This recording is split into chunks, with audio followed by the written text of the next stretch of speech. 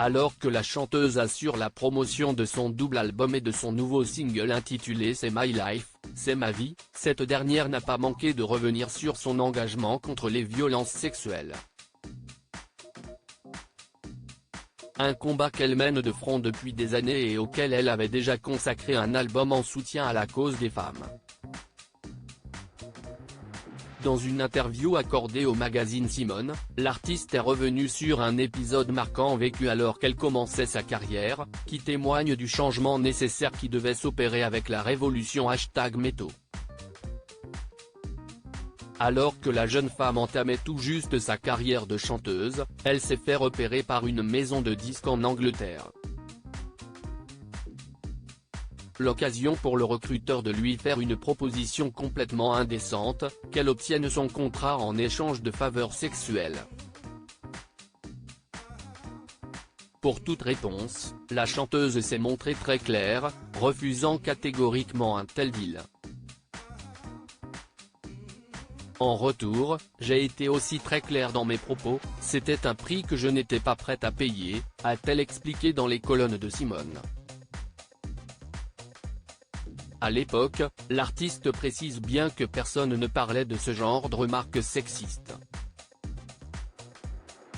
Face à cette omerta, la jeune femme ne s'est pas sentie en position de rétorquer quoi que ce soit, hormis un refus clair. J'étais qui, moi? Je n'étais pas encore connue, ni rien du tout, raconte-t-elle. Soigner une sorte de traumatisme. Une autre anecdote glaçante est venue témoigner de cette époque pas si lointaine. Il y a 15 ans, la chanteuse signait Sisters et Empathy, un album composé de 24 chansons qui portaient sur les violences sexuelles faites aux femmes.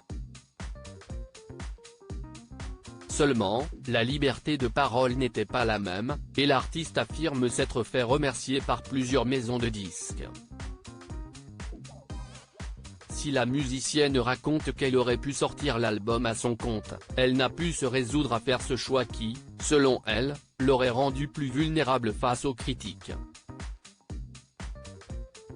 Si j'ai écrit cet album, c'était pour dénoncer des choses, pour faire bouger les choses, mais aussi pour soigner une sorte de traumatisme. J'avais vu trop d'injustices.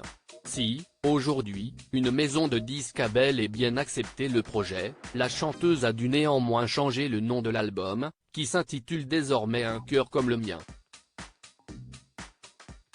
Article écrit en collaboration avec 6 médias.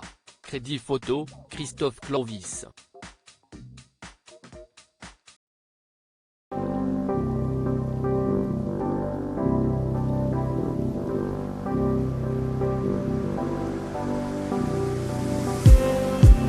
Just